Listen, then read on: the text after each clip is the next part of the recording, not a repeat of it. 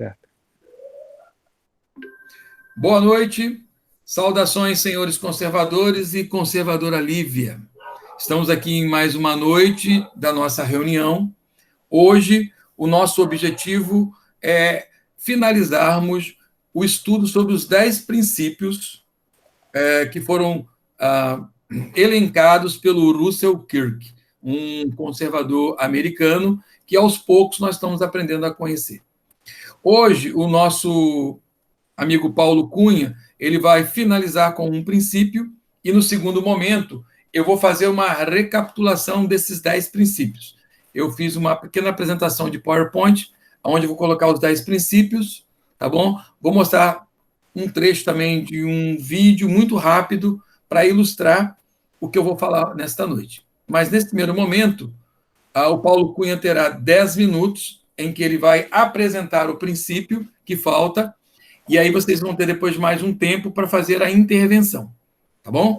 Anote para poder tirar as dúvidas e assim a gente poder enriquecer cada dia mais o nosso estudo.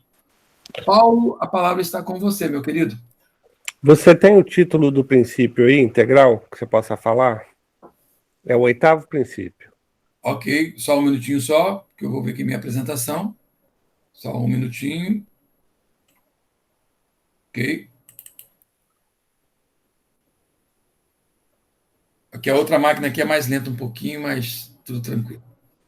Tá bom. Vou falar o nome integral dele para você. Isso. É porque ele é longo. Ele é longo mesmo. Ok. Os conservadores promovem comunidades voluntárias, assim como se opõe ao coletivismo involuntário. Então, o princípio é comunidades voluntárias. Isso. Bom, boa noite aí, todos do grupo. Eu estava fazendo aqui uma reflexão sobre o tema e eu senti uma necessidade de fazer também, Marcos, uma pequena revisão de alguns conceitos do conservadorismo e que vão dar um alicerce melhor para a minha fala, certo? Bom, tenhamos em mente o seguinte: o conservadorismo ele não é uma ideologia. O conservadorismo ele pode ser definido como um tipo de caráter, de personalidade, um estado da mente, uma forma de você ver, viver, sentir a ordem civil e social. Isso é uma forma da gente entender melhor o que é o conservadorismo, porque não é uma ideologia. Então, é uma forma de ver, de maneira simples, a ordem civil e social que nós estamos inserindo, né? O pai do conservadorismo, nós podemos aí dar nome a ele, é o Edmund Burke, né? E os conservadores, eles creem naquelas verdades que nós chamamos de permanentes, verdades permanentes, verdades que perduram. Então, não é errado nós afirmarmos que o conservadorismo ele está fora do tempo, ele é atemporal. Dá para concluir também que o conservadorismo não é uma moda, né? Mais uma modinha, como existem tantas por aí. E isso é um bom sinal, significa que nós temos substância, nós temos bases, certo? E o conservadorismo, de uma forma também simples, ele procura preservar aquilo que trouxe a humanidade até os dias atuais. Isso eu acho fundamental a gente entender. Numa outra live, eu falei a respeito do desenvolvimento do antibiótico, o primeiro antibiótico que foi descoberto pelo Fleming no ano de 1928. Quer dizer, é recente, nós temos menos de 100 anos. E eu estou dando apenas um exemplo, eu poderia dar muitos exemplos, infinitos exemplos. Mas vamos pegar aí o Fleming. Em 1928, menos de 100 anos, nós não tínhamos um antibiótico. As pessoas morriam por questões que hoje nós, em qualquer farmácia de esquina, nós conseguimos tratar, preservar a vida dessas pessoas. E, obviamente, que a partir do Fleming, da penicilina, eu estava olhando hoje a quantidade de antibióticos que surgiram a partir daí é uma quantidade enorme a partir da penicilina. Então, hoje, por exemplo, o indivíduo tem lá um problema de natureza respiratória, o médico tem lá um antibiótico específico para isso, o outro tem um problema de uma outra natureza, o médico tem para outra, enfim, todo um desenvolvimento que ocorreu a partir do Fleming, certo? Então, é importante que a gente entenda que o que nós temos hoje é produto do ontem. É produto do ontem. E tentar destruir essa história é, de fato, nada inteligente, né? Imagine nós, não, eu sou um revolucionário, a partir de hoje vamos queimar todos os antibióticos e vamos partir do zero. Eu sou um revolucionário, roda foi inventada há quantos milhares de anos? Vamos acabar com isso, vamos inventar uma outra. Espera aí, vamos usar um pouquinho de bom senso. Então, tudo que nós dispomos hoje, toda essa tecnologia, há alguns anos atrás, eu particularmente considerava impensável estar olhando aqui para o Marco Antônio no vídeo, falando com vocês, com os amigos, o Gilberto. A fala não, porque nós já tínhamos o telefone com o Graham que já vem lá há um certo tempo, mas eu achava muito distante. Hoje, que coisa impressionante. E nada disso veio de sopetão, que é um outro princípio do conservadorismo, né? Mudanças graduais. Mudanças graduais. Por isso é que o conservadorismo ele não apoia o sistema revolucionário, porque as mudanças dentro do conservadorismo elas procuram ter uma base, uma base. Uma experiência pessoal, há um tempo atrás eu fui fazer uma reforma de casa aqui, vou dizer uma coisa para vocês, eu fui imprudente, eu não tive o princípio da prudência. Porque hoje eu percebo que eu deveria ter feito de maneira mais gradual. Eu acabei sofrendo muito por não poder sair da casa e sem ter condições de ficar dentro da casa. Quer dizer, eu padeci em função de uma falta de prudência. Eu deveria ter usado um princípio conservador de prudência e ter feito a coisa de maneira mais gradual, certo? Mas estamos aprendendo também. Vamos lá, vamos dar um passo a mais. Agora nós vamos tratar da nossa comunidade que possamos chamar de verdadeira. Se existe uma comunidade verdadeira, existe também, obviamente, por uma questão de lógica, uma que a gente pode chamar de falsa, né?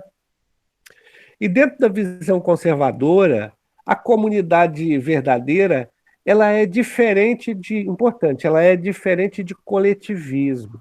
Porque como a gente fala de comunidade, você fala de um grupo, né? Mas ela não é produto de um coletivismo, certo? As comunidades verdadeiras, elas partem de um princípio de administração em que envolvem amor, caridade, um ponto fundamental, vontade cooperativa. Essa palavra é interessante, vontade cooperativa. Ela não é produto de uma compulsão ou de uma imposição. Porque se ela fosse, ela já não seria verdadeira, ela seria uma sociedade artificial. Interessante, né? Como hoje nós percebemos aí muitas falas, livros sendo escritos, em que nós entramos numa sociedade, numa comunidade extremamente artificial. Uma sociedade em que a artificialidade ela tomou conta, porque ela também não se estabeleceu dentro de princípios mais conservadores, certo? Como é essa sociedade, ou melhor, essa comunidade que a gente vai chamar de verdadeira? Ela se realiza, ela se estabelece através de igrejas, através de templos religiosos, a terminologia que a gente quiser usar, né? Porque depende. Associações de voluntários, os governantes são locais, nós vamos voltar nesse ponto, certo? E outras instituições que giram e gravitam em torno dessa comunidade verdadeira, tá?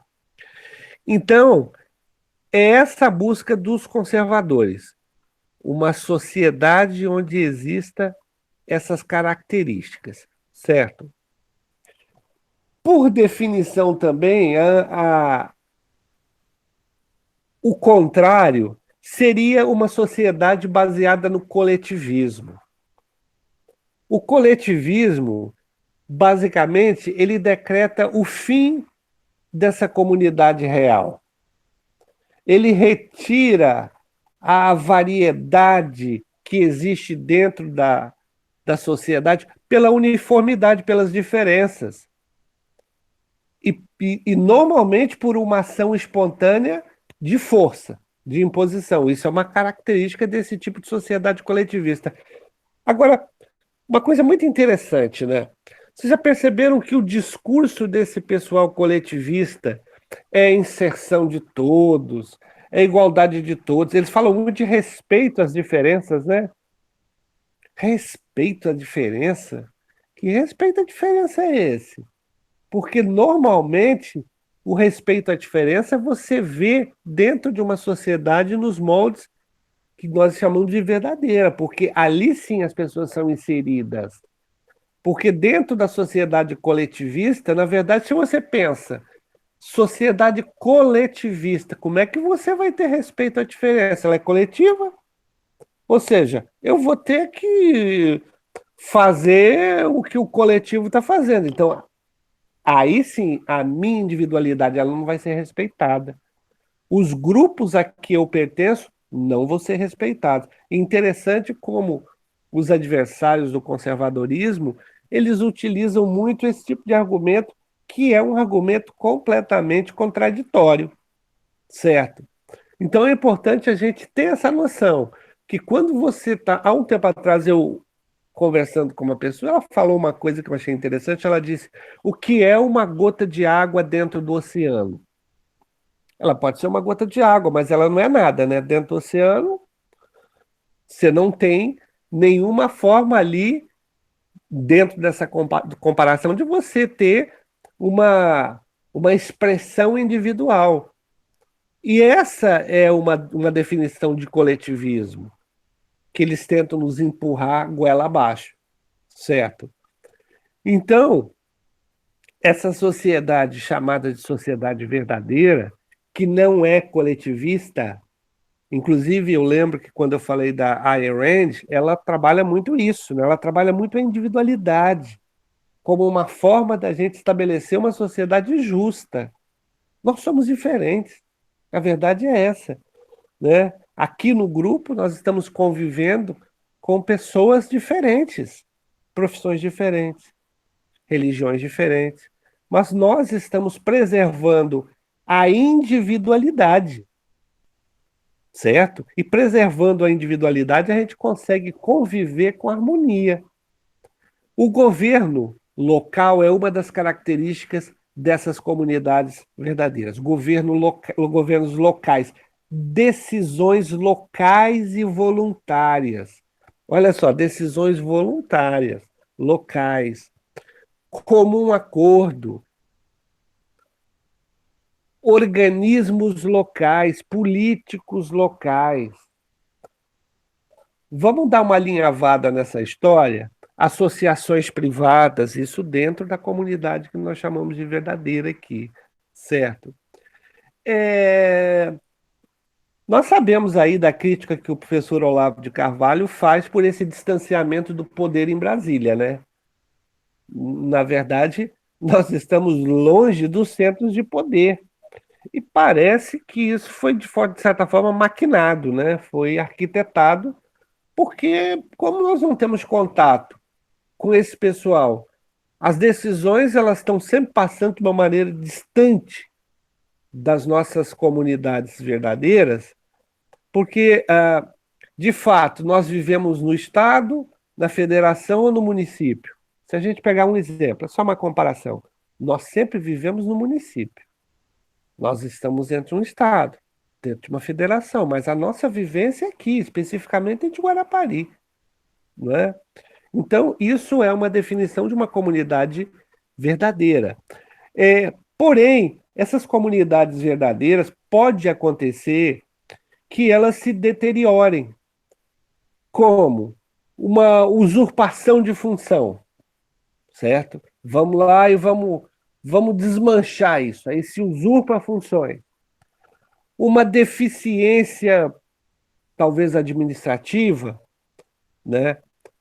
Ah, elas passam dessa situação que eu disse de governo local, decisão local, voluntário, como um acordo, políticos locais, elas passam para uma autoridade central. Olha só, não é o que a gente vive? Uma autoridade central. Uma democracia distante e abstrata.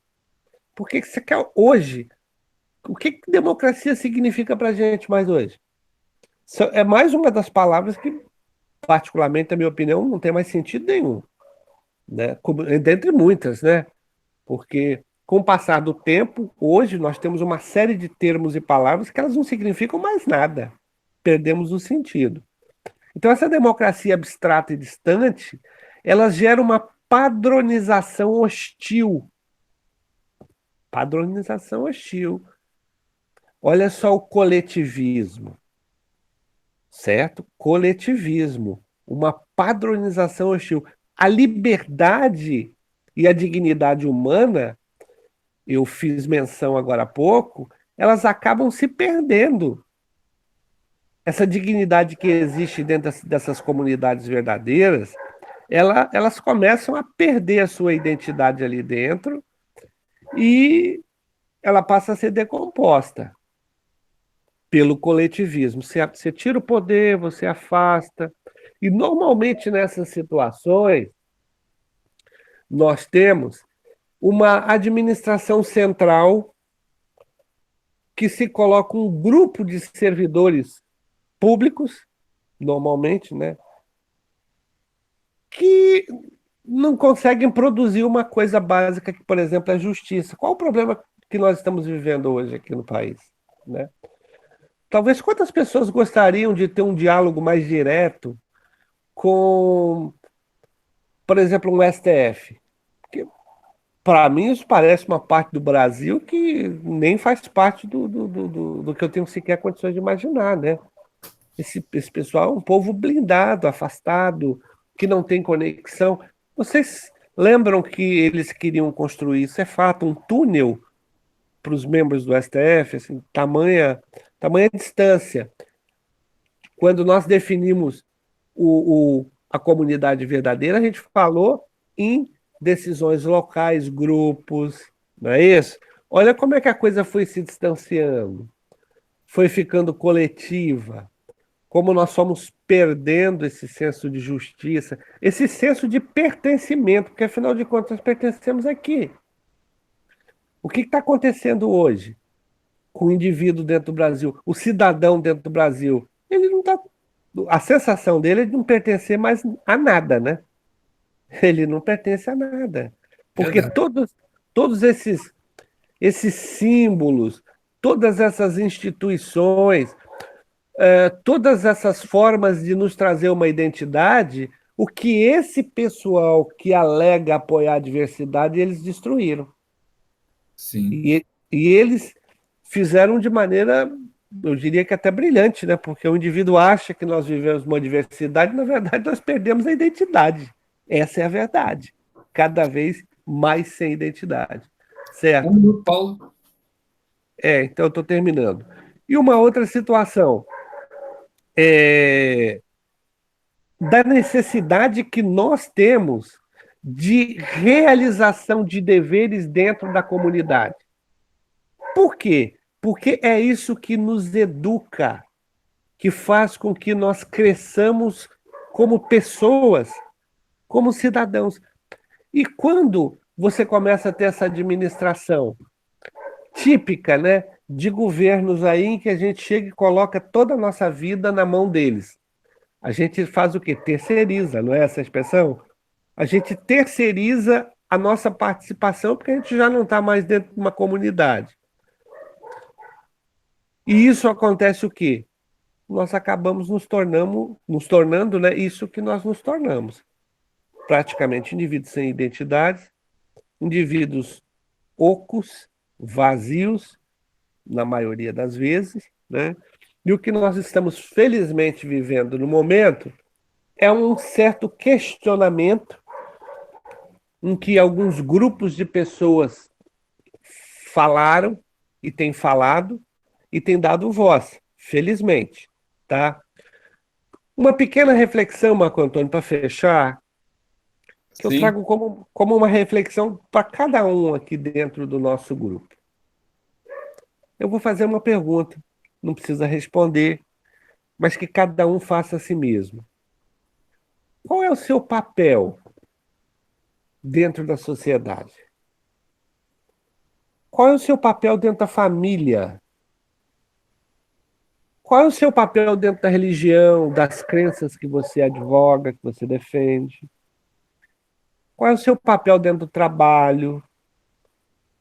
Acho que é importante a gente refletir a respeito disso para que a gente passe a ter uma noção de pertencimento, e essa noção de pertencimento, ela vai fazer com que essas comunidades verdadeiras, que é uma meta dentro do conservadorismo, elas comecem de fato a se tornar mais reais, né?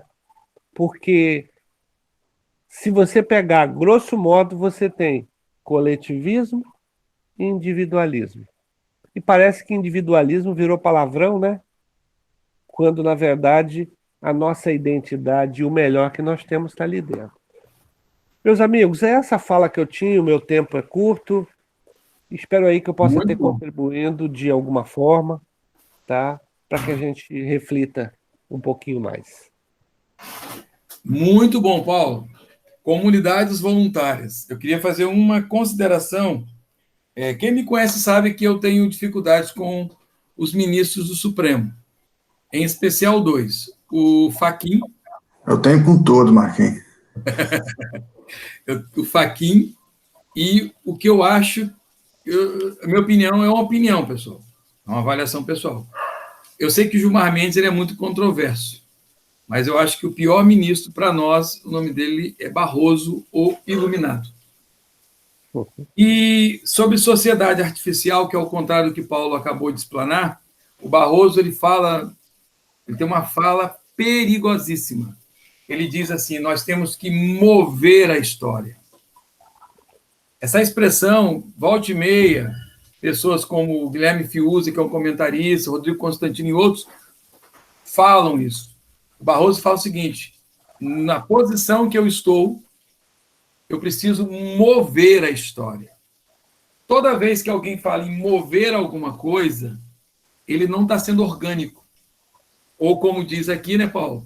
Ele não está buscando uma comunidade orgânica, que é a comunidade voluntária, que ela vai acontecendo no próprio desenrolar da história. Sim. Nós temos que intervir e movimentar a história no sentido que nós queremos. Por isso a ideia do ativismo. Então, hoje está muito claro e evidente que esses senhores que estão ocupando um lugar no STF, então não é a instituição STF, são as pessoas que estão ocupando aqueles cargos.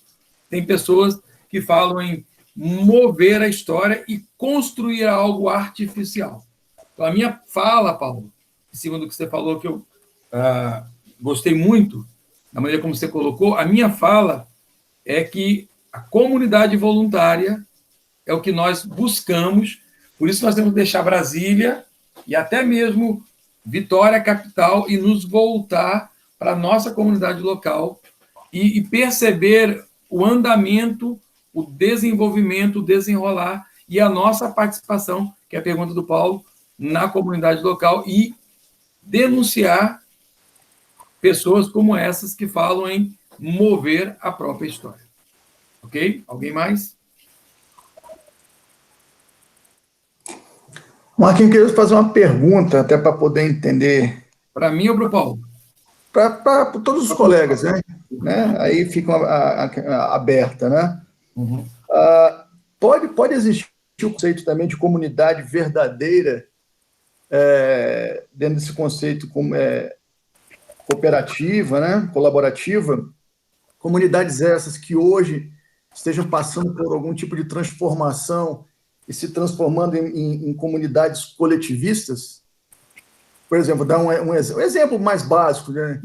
Nossas igrejas, elas estão passando por algum... Vocês veem que pode estar passando por algum processo de transformação, se transformando coletivistas? Vocês conseguem enxergar isso? Ô, Paulo, vou falar aqui uma coisa antes para você completar. A primeira questão que você tem que lembrar, Flávio, é um outro conceito que não está nos 10 princípios, que nós chamamos de teste do tempo. Okay? O teste do tempo. Por que nós, por exemplo, vou falar da família?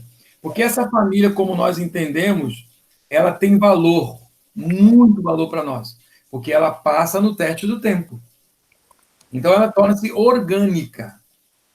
Essa é a primeira ideia. Ok? Agora, a igreja ela tem o mesmo sentido. A religião ela é importante porque ela passou no teste do tempo. Ela está aí há 2.000 anos, 3.000 anos. Tem religiões que estão até mais tempo. Então, ela tem o seu valor em si mesma. Agora, o que eu vejo em igrejas como a igreja que eu frequento, que é uma igreja protestante, é o que você falou. O meu medo é esse. Tem pessoas que estão intervindo na igreja e estão, usar a palavra deles, ressignificando esse conceito de igreja e transformando a igreja numa outra coisa que não é o seu propósito desde o seu estabelecimento. Isso aqui é perigoso. Certo? Eu tenho até uma outra dúvida, por exemplo, eu sou muito avesso a esse negócio de organização sindical. Né? A princípio, aí vocês me corrijam, eu não tenho esse conhecimento, a ideia seria uma ideia positiva, de brigar pelos trabalhadores, aquela coisa toda. Mas o que eu vejo hoje, eu percebo que com o passar pelo menos no nosso conceito aqui de Brasil, se transformou uma comunidade, essas organizações sindicais, que pensa apenas realmente nessa questão do coletivismo. Não existe pluralidade de ideias. Porque esses grupos políticos, eles tomaram essas coisas. Por exemplo, a Cis está aqui, é da área de história, o Paulo também. Por exemplo, na Revolução Russa, isso eram os chamados sovietes. Ok? Você tinha sovietes de soldados, de camponeses e de operários. Por isso que o nome é União Soviética. A base é os sovietes. Inclusive, o Lenin dizia, todo o poder aos sovietes. Essa é a maneira que eles vão chamar aqui a sociedade civil organizada, a expressão sociedade civil organizada, ela age na sociedade para a construção desse mundo que eles falaram. Então, isso não é orgânico. Isso é fruto da revolução. Isso é construção. Só que o homem médio, o homem comum, o brasileiro médio, ele não tem essa noção. Então, ele acha que isso é uma ação espontânea, mas não é. Por detrás, você tem toda uma atividade política organizada. É aquela velha história da bandeira da União Soviética. A foice, o martelo, eu sempre pergunto aos alunos, ela é toda vermelha, ela tem uma foice e um martelo. Aí eu falo, só tem isso? Não, tem uma estrela amarela. A estrela é o partido. Repara que o partido está acima. O partido é aquele que conduz a grande revolução. Só que na cabeça da pessoa mais simples, no sentido de não ter esse conhecimento, ele acha que isso é a foice, o martelo, a organização natural desses grupos. Isso não é uma verdade. Paulo? É verdade, nós não podemos perder também de vista aí alguns pontos o Marcos colocou, é uma área que ele vivencia muito, né? A área dentro da igreja, e um outro fator que, por exemplo, o ser humano ele é imperfeito, certo? Então, existe uma imperfeição também dentro do ser humano que a gente sempre tem que tomar cuidado. Como eu defini, eu abri a minha fala falando a respeito da questão do que o conservadorismo é uma forma de ver, de viver, de vivenciar, né, essa ordem civil social. Agora, o que acontece nesse tipo de comunidade aí, esse pessoal, o Marco Antônio destacou, eles são movidos, não é por uma situação assim espontânea, não é? Eles são movidos já com uma intenção. E a intenção deles é essa intenção desse coletivismo e criar uma situação genérica, né? Então, isso é deliberado. E eles, ah, durante muito tempo, acho que nós somos um tanto quanto ingênuos, né? A gente acreditou demais e por aí vai. Então, eles tomaram conta aí de sindicatos, disso. A própria igreja, a Igreja Católica lá com essa parte de teologia da libertação, e tanto eles vão se infiltrando. Então, é tipo um câncer com metástase, né? Infelizmente, a definição deles é essa. Perfeito. Assis, só um detalhe antes. Por exemplo, não tem a ideia de Sicob, que é banco cooperativa? O Sicob não é o que nós estamos falando, porque o Sicob é uma organização mesmo que intervém na sociedade. O que, quando a gente fala sobre comunidades voluntárias, pode brincar assim, ó, a festa religiosa que acontece na cidade há 200 anos. Por exemplo, isso aí todo mundo se envolve naquilo. Até a festa do carnaval, que parece estranho que eu estou falando aqui, até a própria festa do carnaval é alguma coisa da própria sociedade. Até eu que sou protestante, eu fico lá no quarta-feira, quando eu volto do retiro da igreja, vendo lá, ver qual escola vai ganhar. Falei, será que a minha escola vai ganhar no bom sentido? Aí fico vendo o cara fazer a contagem. Porque isso é da própria dinâmica do mundo. A gente pergunta, eu não sou do carnaval não, mas qual que ganhou mesmo? Porque isso é natural. Entendeu? É diferente de uma organização como o Sicob, que é alguma coisa que foi projetada para intervir na sociedade. Nesse sentido aqui. Assis? Me chamou muita atenção a palavra do Flávio, quando ele afirmou de forma categórica que ele tem aversão a qualquer questão de organização sindical. Então, é o seguinte, engenheiro, trabalha em grandes empresas. Não, mas a questão toda é a seguinte, pegando um gancho, como eu costumo dizer na fala do Flávio, eu me lembro claramente que no final dos anos 80 para o início dos anos 90, eu era bancário na época, e eu cheguei a fazer parte da diretoria do sul do estado, do Sindicato dos Bancários. Então, só para você ter uma ideia, na época, Flávio, o Sindicato dos Bancários, que era filiado à Central Única dos Trabalhadores, a CUT, eles posicionavam-se claramente contra a contribuição anual sindical, que era o desconto lá ainda da era Vargas. Então, eles se posicionavam claramente que deveria acabar com o valor daquela contribuição. E eu me lembro que éramos assim, aplaudíamos a posição. Aí o que acontece? A partir do momento em que o PT chega ao poder, a posição da CUT ela mudou radicalmente, e ao longo desse tempo, a CUT simplesmente ela se distanciou daquilo que ela sempre se propôs a fazer, entendido? Então, o que aconteceu? Eu falei, poxa, tudo aquilo que pregavam e tudo aquilo que diziam, simplesmente, no momento em que o partido chega ao poder, eles se desfazem de tudo aquilo que pregavam, tudo aquilo que diziam. E aí, eu faço uma ligação com o que o Marco Antônio comentou, porque antes da Revolução Russa, pregava-se que o poder seria dos sovietes, todo o poder aos sovietes, o próprio Lenin falou. Então, quer dizer, quando você chega a um estágio, é como se a corrente de liderança, eles apagam, passam uma borracha em todo um conjunto de princípios e você fica assim, né?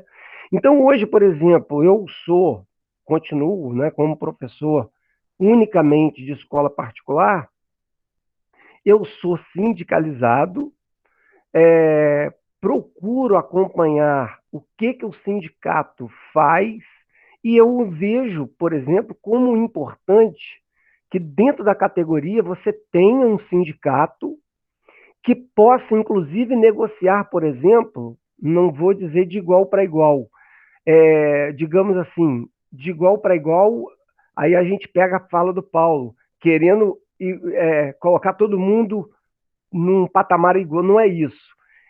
Na verdade, é a capacidade que o sindicato tem e precisa ter de negociar, por exemplo, com o sindicato daqueles que representam o patronato. Então, eu tenho essa visão hoje, Flávio, muito diferente do que eu tinha de um sindicato.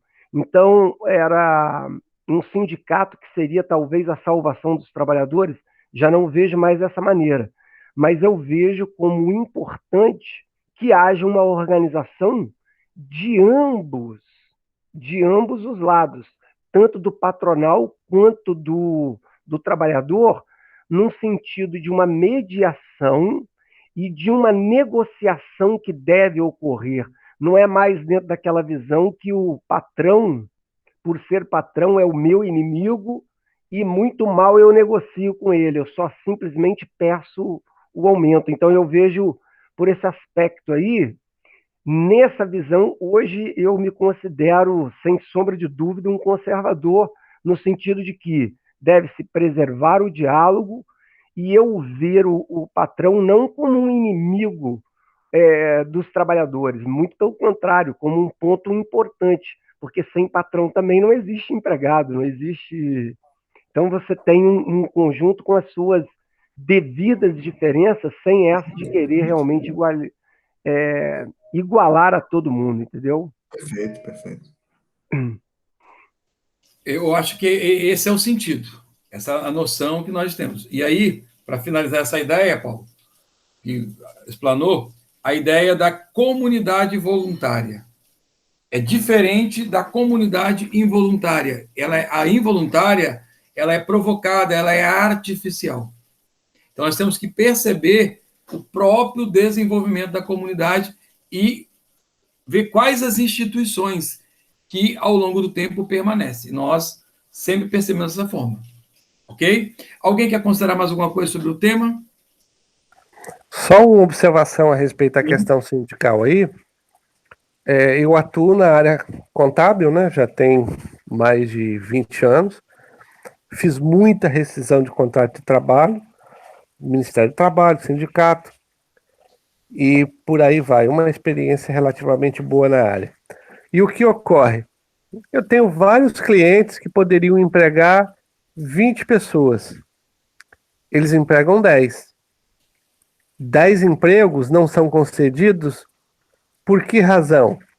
Pela legislação trabalhista. É o passivo trabalhista, né?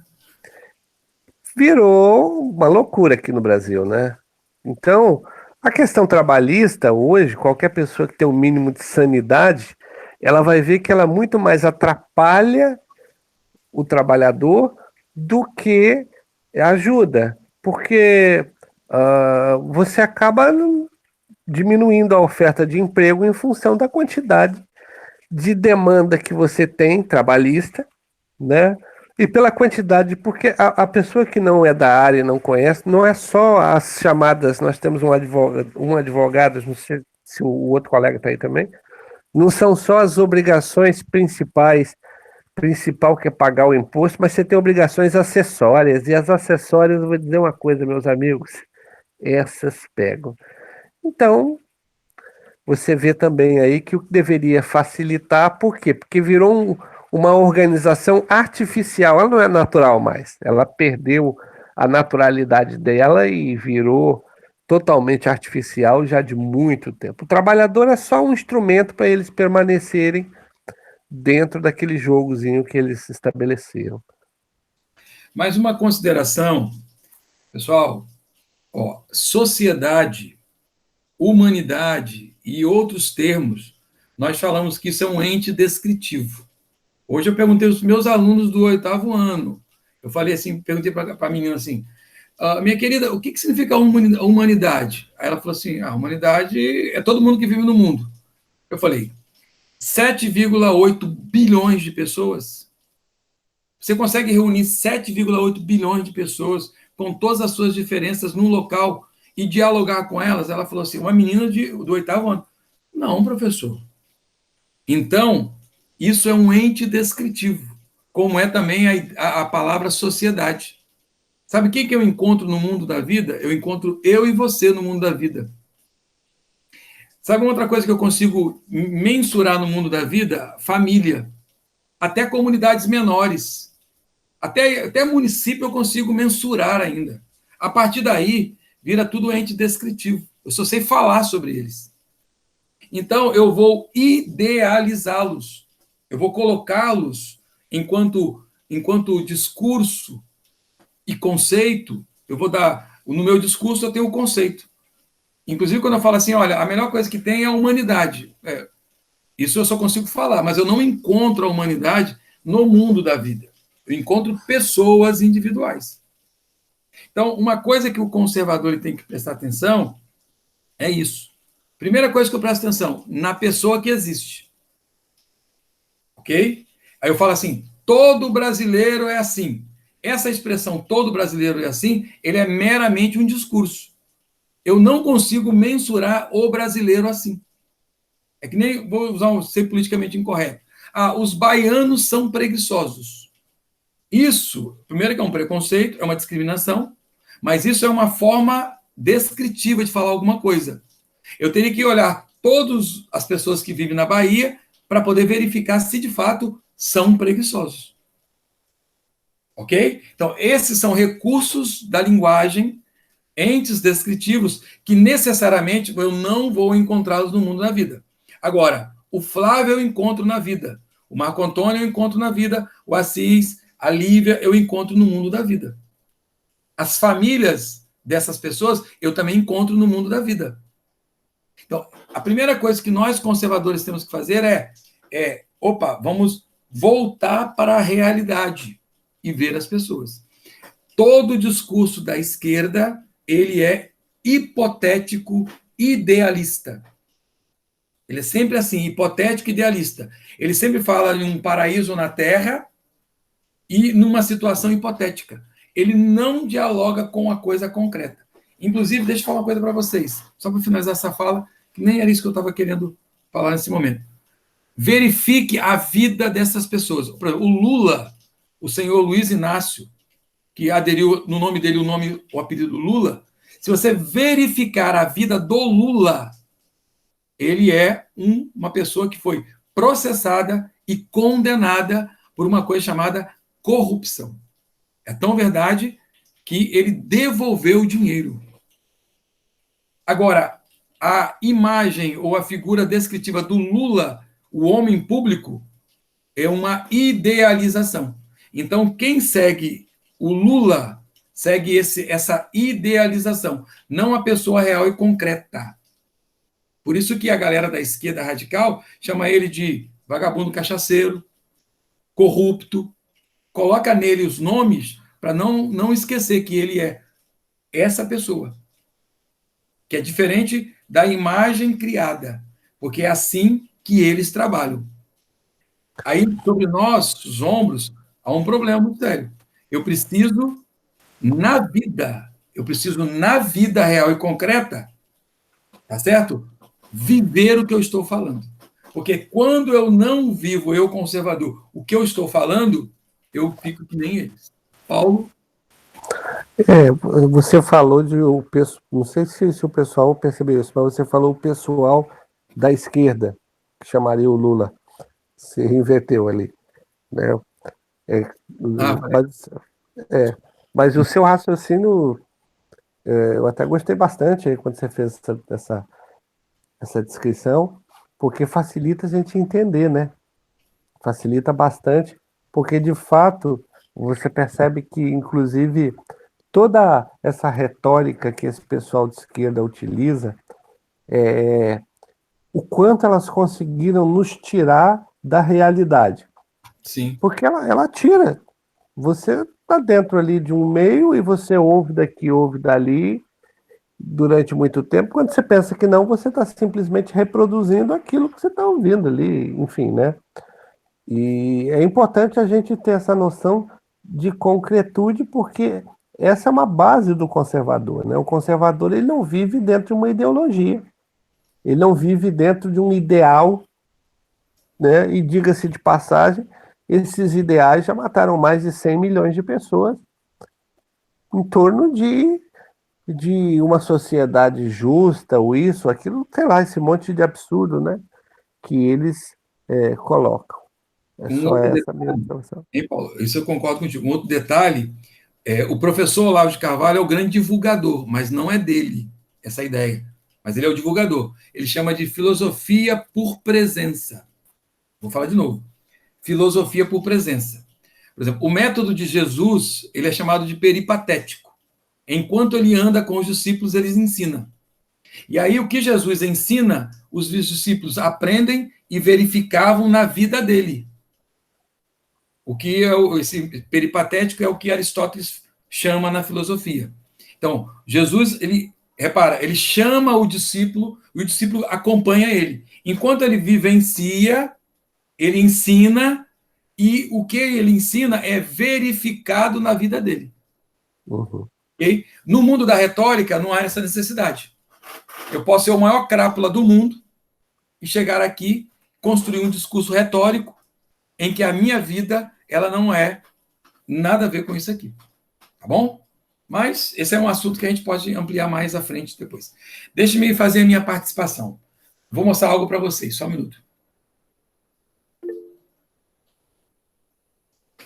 Só um minuto. Eu vou colocar uma tela aqui para vocês. Esse é o ministro Ernesto Araújo. Tomara que dê certo. Só um minuto. Aqui. Deixa eu desligar o meu som aqui.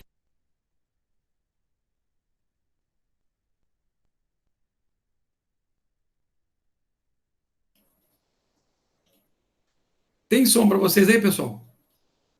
Não tem som. Não, tem som. Não. Ah, agora.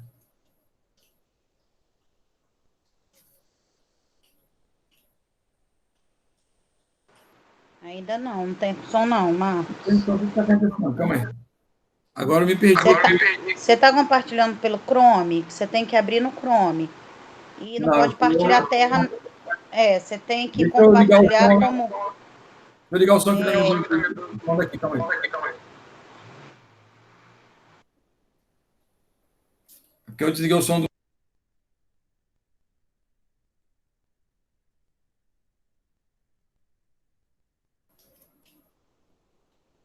Tem som agora? Tem som agora? Não, ainda não. Você tem que. Você está projetando pelo. Não é compartilhar a tela, não. É o outro aí. Guia, não sei o quê. Porque eu estou no celular, não aparece aqui. Tem que ser por lá. Por lá. Só um minutinho.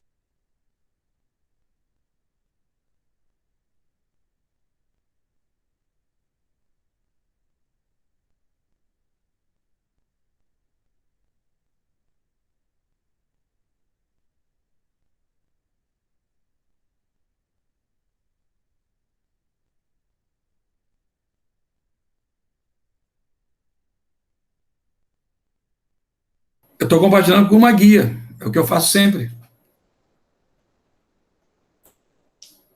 É o último aí que tem, né? É. Quando você abre lá no cantinho, tem compartilhar a tela inteira, compartilhar alguma coisa e o último que tem aí. Esqueci, porque eu tô no celular, não abre. Não, mas é uma guia. É o último aí que tem, porque aí sai o som.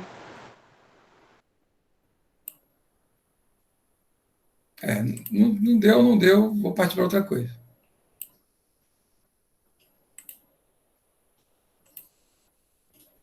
Mas deixa. Não deu. Vejo o que eu vou de erro aqui. Pessoal, nessa cena, o Ernesto Araújo, porque são 5 horas de vídeo, eu peguei só uma parte dela, não consegui achar o vídeo cortado. O Ernesto Araújo ele vai falar de forma orgânica como ele tem a visão dele do conservadorismo. E aí, os princípios que nós estamos falando aqui, o Ernesto Araújo ele vai aos poucos citando um após o outro. Ele fala por que não é uma ideologia, como ele crê, como ele percebe o mundo, tá certo? E aí ele vai mostrando aos poucos o pensamento conservador. De maneira que ele fala assim, sem dizer assim, ó, isto é conservadorismo. Ele vai falando naturalmente. E conforme ele vai falando, tanto que os senadores aqui, eles não entenderam o que ele estava falando. Eles não perceberam. Por quê? É isso que eu quero trabalhar com vocês, essa ideia aqui, ó. Só um minutinho, essa aqui agora é mais fácil, porque essa é uma janela e não tem problema de errar. Ok? Essas noções aqui, ó, foi o que nós trabalhamos nesse último tempo aqui. Ok? Nós trabalhamos os princípios do conservadorismo. Ok? E fomos trabalhando princípio após princípio. E eu gostaria que vocês, de fato, de verdade, tomassem posse desses 10 princípios. E aí eu trabalhei essa segunda ideia aqui, ó. Ó, duas coisas que eu quero amarrar com vocês. A primeira, tá ali em vermelho. Passou para vocês aí ou não passou? Tô difícil hoje, deixa eu pôr para outro jeito então.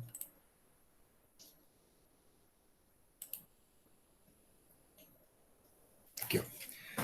A primeira ideia, apropriação intelectual. Ok? Apropriação intelectual. Queridão, você precisa, meus queridos, tomar posse desses princípios e valores do pensamento conservador. Se você já não começar e começa tudo estudando e decorando isso inicialmente. Se você não fizer isso, a segunda ideia está ali, ó. A presente guerra cultural exige que os conservadores tenham a posse e o porte. Eu estou usando duas expressões, porque isso é o Churchill que fala. Armas intelectuais. Se você está numa guerra cultural, e ele falou isso durante a Segunda Guerra Mundial, ele disse assim, olha, nós vamos lutar essa guerra, até a famosa frase, com sangue, suor e lágrimas. Depois ele vai falar num outro momento, mas não é só com isso. Tem que ter armas intelectuais. Não tem como. Se você não tomar posse dessas armas intelectuais, você vai ficar sempre o que nós chamamos de fenômeno. Você tem o teórico e o fenômeno. O fenômeno é você chegar e discutir uma ação do Bolsonaro ou uma ação do Lula. Ou uma ação do STF. Isso é fenômeno. Ok? Isso é alguma coisa que apareceu no mundo. Teórico, intelectual, não. É atacar as ideias. Inclusive, o nosso amigo Gramsci, para a esquerda, ele disse, parem de tentar tomar os quartéis. Parem de atirar nos blindados. Tome as escolas e atire nas ideias. E foram o que eles fizeram nos últimos 50 anos. Eles tomaram a área intelectual e tomaram todo o mainstream e atiram nas ideias. É o que eu sempre digo para vocês aqui, olha.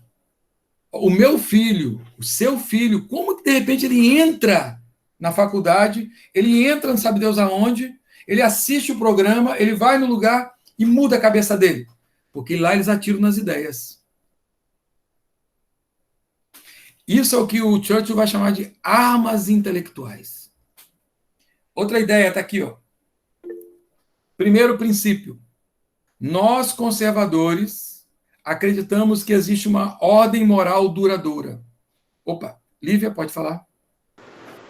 Não, só para comentar sobre isso que você acabou de falar, esse final de semana, um primo casado com uma prima minha, né, veio aqui, ele é professor do IFES, ele estava falando exatamente isso, ele falou, Lívia, a gente não pode falar nada lá dentro da sala de aula, nada. Se você falar assim, valores, princípios, é uma confusão, entendeu? Você é chamada atenção, você vai para... não pode falar nada lá. Né? Então, eu falei, mas não entendo por que eles podem defender valores, né? Levantar bandeiras, tal, e a gente que é oposição a essas questões não pode. Ele falou que é terrível, ele falou que ele está super decepcionado, ele está até pensando em, que ele sempre quis uma carreira, né, docente federal, mas agora ele está até repensando isso. Fala para ele que não pode deixar. Precisamos que ele esteja lá dentro. Desculpa. Pode falar, Lívia, desculpa, só para... Não, era só isso, é só comentar, né, afirmar que exatamente, né, a ideologia, né, essas questões, elas entraram na educação, né, de uma forma sutil inicialmente, agora está bem agressiva, né, onde que eles têm uma voz e transforma mesmo, é a famosa lavagem cerebral. Entra lá, né, o menino sai militante de um monte de coisa. Inclusive comigo aconteceu assim, quando eu saí da universidade, e olha que eu não era tão envolvida em questões assim, né, mas o meio vai te levando a tomar posturas que você começa, sabe? Aí depois eu falei, opa, peraí, né? Hoje eu já penso completamente diferente, mas quando você, quando você sai, nossa, você sai extremamente influenciado por essas questões, né? Por essas questões, principalmente da esquerda, enfim, essas ideologias, né, que a gente já sabe. O Paulo Freire, na sua famosa obra Pedagogia do Oprimido e na Pedagogia da Liberdade, ele chama isso de pensar certo. Isso é sutil. Eu fiz pedagogia da minha área. Ele chama isso de pensar certo. Então, existe uma forma de você pensar o mundo. Aquilo que ele chama de pensar certo. Quando você não está enquadrado na forma de pensar o mundo como eles querem, você não faz o pensar certo. Só que isso é sutil e o professor, embebido nisso tudo, ele não sacou o que o Freire está dizendo, que é a pedagogia como forma de revolução. Primeiro conceito conservador, ordem moral duradoura. Ok? E esta ordem foi feita para o homem. E detalhe, o homem foi feito para ela. Então esse é o primeiro conceito, é a primeira arma intelectual que eu quero que você tome posse. A segunda que nós discutimos, o conservador adere ao costume, que é aquilo que foi passado no teste do tempo, às convenções, mas não são aquelas convenções apenas políticas do voto de ontem, não, mas aquilo que convencionalmente aconteceu e a continuidade. Por exemplo, quando a minha filha fez 15 anos, eu fiz o famosa festa de debutante, fiz mesmo. Preparei durante um ano, fiz. E ainda fiz, chamei pastor da igreja, ele orou, e ainda fiz a apresentação dela à sociedade. Ela ficou indignada comigo, na época. Eu sei que parece estranho. E quando ela for casar, eu vou me esforçar ao máximo para que ela passe por todo o processo que já foi testado. Do namoro, do noivado, da preparação para o casamento e com toda a cerimônia. Se eu puder, com todas as minhas forças, ela nunca vai se juntar com ninguém, nem o meu filho, vamos juntar, ou vai casar escondido. Eu sei que parece tolice que eu estou falando, é uma coisa retrógrada, mas vocês entenderam. Porque existem convenções, costumes, e que eles precisam de continuidade. Ok? Sobre esses dois primeiros conceitos, ordem moral duradoura e adere ao costume, convenção e continuidade, alguém quer fazer alguma interferência, alguma consideração? Senão eu continuo para o próximo. Então, vou tocar o barco para frente. Outro. Tudo que nós entendemos no mundo hoje, os conservadores falam de princípio do pré-estabelecimento. Nós acreditamos que as coisas são pré-estabelecidas. Na época, o Assis usou a expressão, acho que foi o Assis, né? Tempos imemoriais. Isso é muito interessante, porque na história nós temos os tempos documentados e até os que são referenciados na paleontologia. Mas tem aquilo que nós chamamos de tempos imemoriais, que nós sabemos que existem, mas não sabemos como. Eles foram sendo passados desde aquele tempo. Então, pessoal, não é alguma coisa que nós criamos e inventamos. Ela foi pré-estabelecida. E aí, quando nós falamos isso, nós chegamos nos mitos e nós chegamos nos deuses. Só para vocês terem a noção, ou seja, nós transcendemos ao divino. Não é uma coisa nossa, somente nossa. Outro conceito está aqui, ó, que o Paulo que trabalhou esse conceito, o princípio da imperfeição. Diante dessa obra pré-estabelecida, nós sabemos que nós somos seres imperfeitos. Então, como seres imperfeitos, nós até nos colocamos de forma suspeita no processo. Ok? Nós não acreditamos que nós podemos tudo. Nós, eu sou imperfeito. Aquilo que o cristianismo chama de o homem é a decadência, o homem caído. Tá certo? Aquela coisa caída. Então, ele não tem condições em si mesmo de fazer o quê, pessoal? De propor algo próximo à perfeição. Por isso que a utopia socialista ela é um problema. Nós sempre olharemos, foi eu que falei sobre isso, sobre o princípio da variedade. As várias classes sociais ou grupos sociais. Uma outra coisa que eu sei que é difícil, a ideia da desigualdade na sociedade, ou seja, nós vamos primar pela variedade. Todos aqueles que falam em igualdade criada sempre acabam em totalitarismo. O conservador, ele sempre tem a suspeita, o ceticismo dessas ideias igualitárias, dessas ideias sempre de igualar todo mundo, porque o final delas é o totalitarismo. Então, nós temos um medo de cairmos na utopia da igualdade construída, e essa igualdade construída pode nos mergulhar numa noção ou numa tendência de totalitarismo. Princípio da variedade. Gilberto falou sobre isso aqui, sobre o princípio da prudência. Olha, eu sou imperfeito, eu primo pela variedade, portanto, eu sou prudente em todas as coisas. Pessoal, famoso caldo de galinha e prudência nunca fez mal para ninguém. Sempre que você tiver que tomar a decisão e fazer alguma coisa, vá com calma. Faça prudentemente. Veja o que o Paulo falou hoje. Foi fazer uma reforma atabalhoadamente, acabou transformando a casa num ambiente que nem dá para habitar e também não tem para onde ir. Então, faça as coisas sempre de forma prudente. Alguma consideração até o sexto princípio? Gilberto? Liga o microfone, Gilberto. Então, esse sexto princípio está intimamente ligado ao segundo, que fala sobre os costumes, convenções e continuidade, né?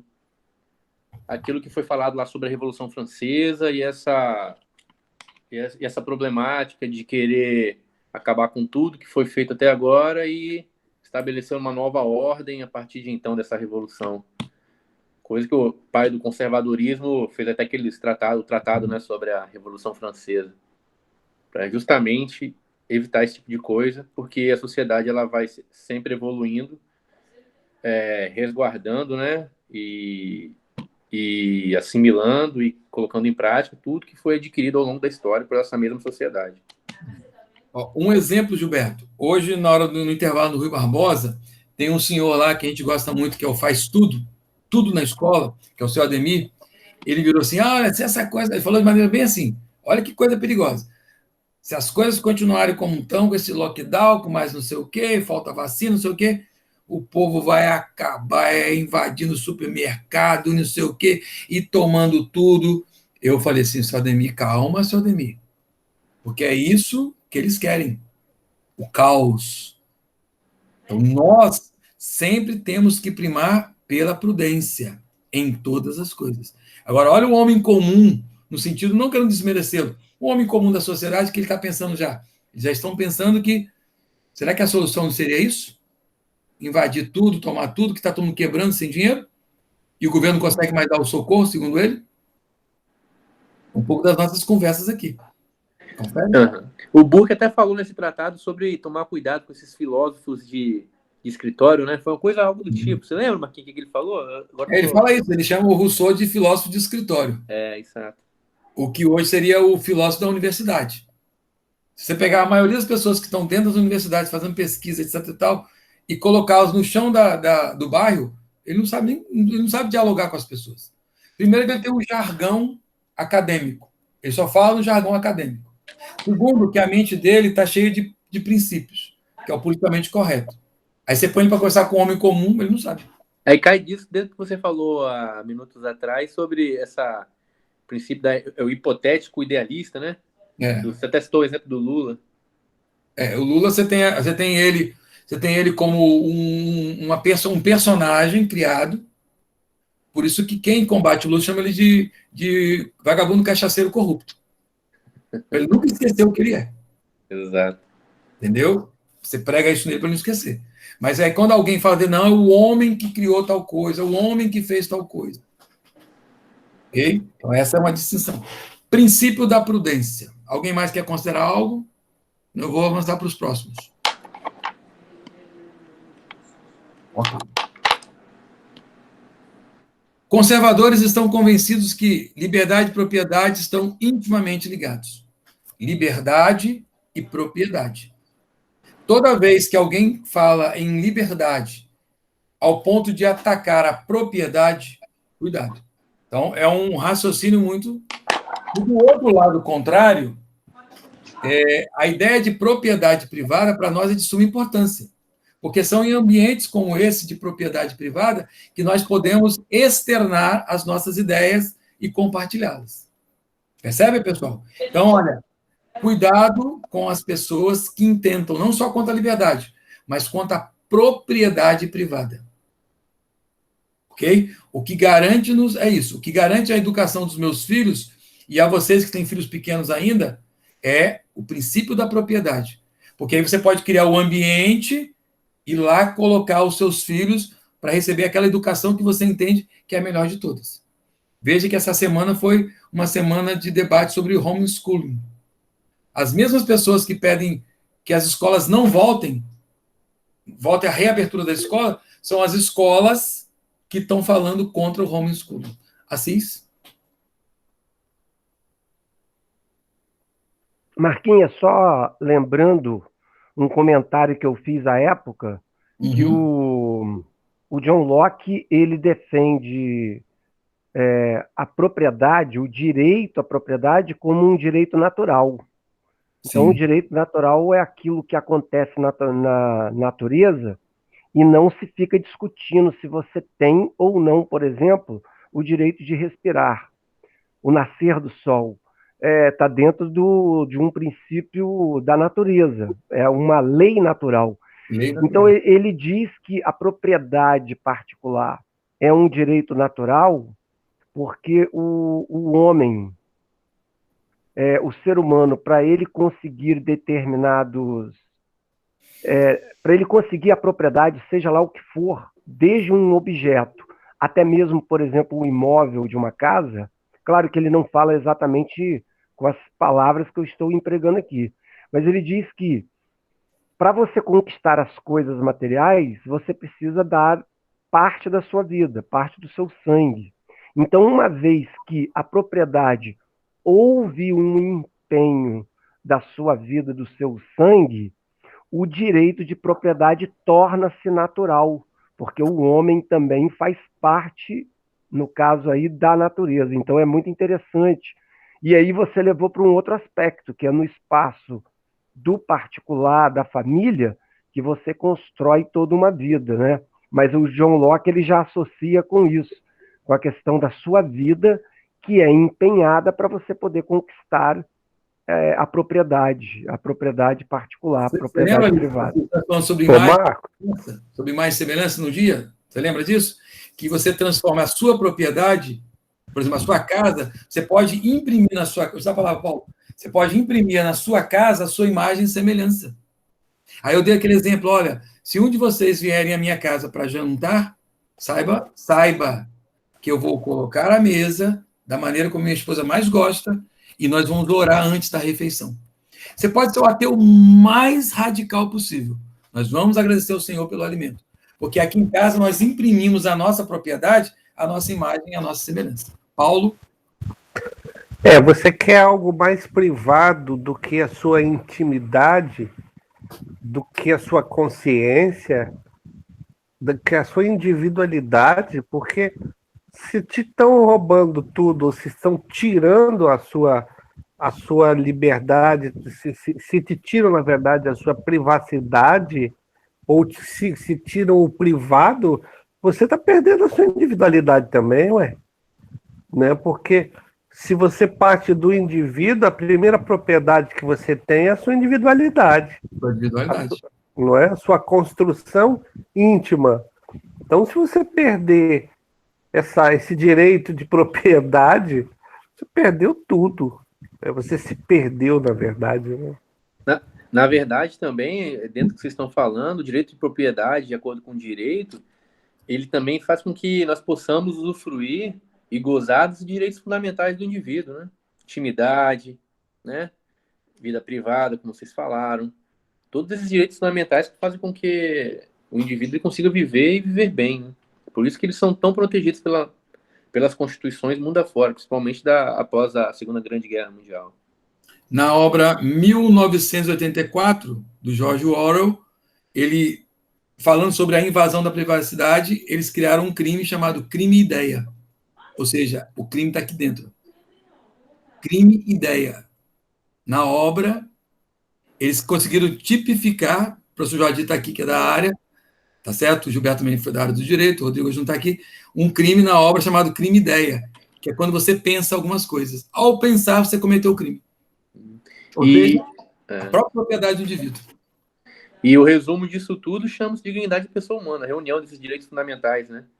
Que advém com o princípio com a propriedade privada, é a dignidade da pessoa humana. Resumindo tudo isso, dignidade da pessoa humana. Muito Tirando bom. Isso, tira-se a dignidade. Outro. Paulo falou hoje, não vou passar direto nele, comunidades voluntárias. Outro princípio.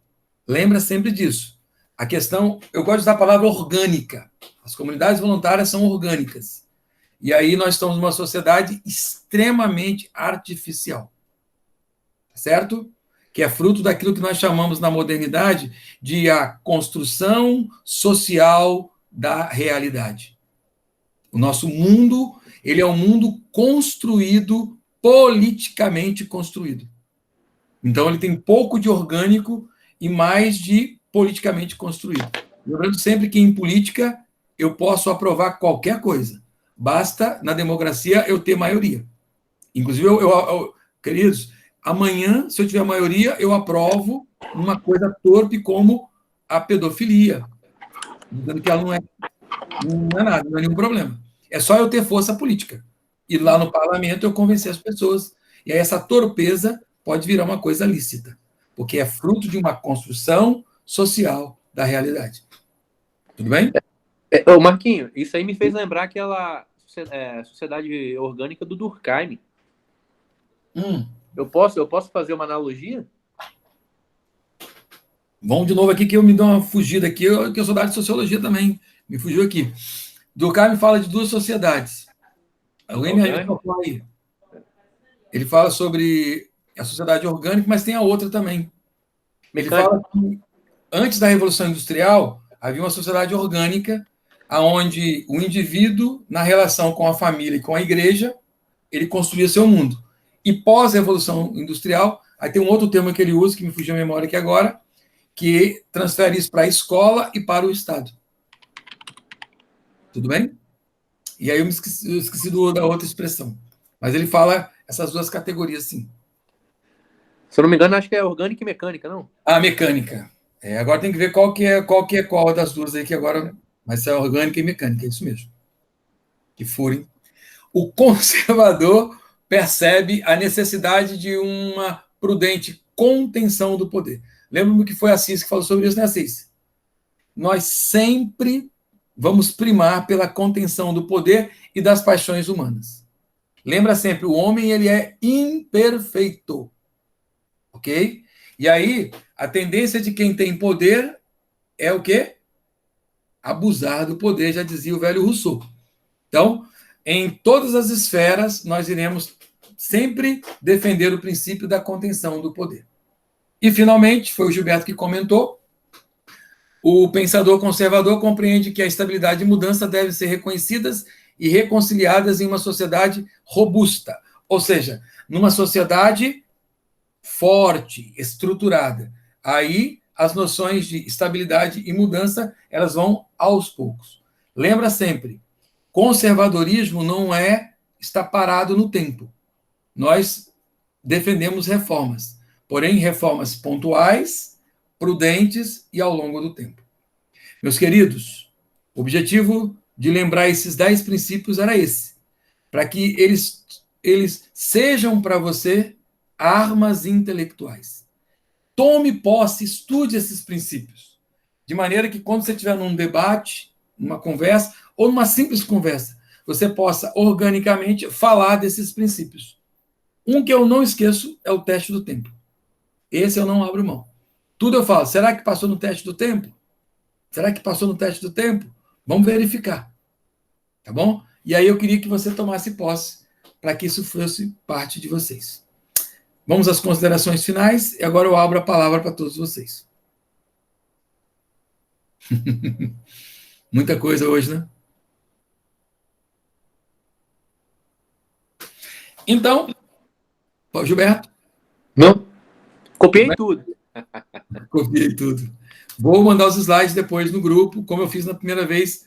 Quando eu comecei a trabalhar os princípios, eu mandei eles, e agora eu vou mandar de novo na forma de slides. E aí eu peço a todos vocês, tá bom? O vídeo são 5 horas, não tem como mandar não, porque eu peguei uma parte do vídeo ali. Então, prima por isso, querido. Tá bom? Vou mandar o link. Prima por isso. Prima por isso. Tome posse disso. É o que eu chamo de apropriação intelectual dessas ideias. Tá bom?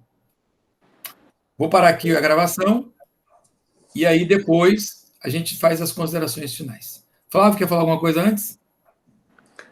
Não, Marquinhos, olha, assim, a gente é bombardeado por tantas coisas nesse nosso dia a dia, cara, e poder ouvir isso e participar desses momentos é algo realmente único, até pelo fato de eu não estar muito inserido dentro de um contexto acadêmico, né, ou do meio jurídico, né, como muitos dos colegas, né, isso me tem feito muito bem, né, começar a ter esses entendimentos, né, por exemplo, quando você fala ali no quarto princípio nós não somos imperfeitos, né? Uhum. Aí me remete ao pensamento que eu não gosto, aí que eu não vou gostar mesmo do tal do cidadão do Lula, né? Quando ele é o mais puritano dos homens, né? E na hora você quer vontade de matar um cara desse quando fala uma situação como essa. Aí começa a pensar, refletir sobre outros princípios que agora tu comentaste, né? Enfim, muito, muito bom, cara, muito bom. E eu quero terminar, então, o nosso momento de hoje com essas 2 ideias básicas. Guarda isso, eu vou repetir até não aguentar mais. Apropriação intelectual. Você tem que tomar aquilo que o professor Olavo de Carvalho chama de tome posse da sua inteligência. Tome posse, guarda essa frase. Tomar posse da própria inteligência. Apropriação intelectual. Outra do Churchill. Essas são armas intelectuais.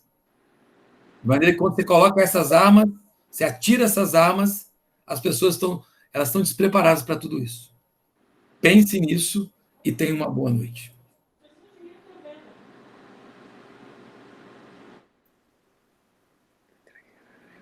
Marco Antônio?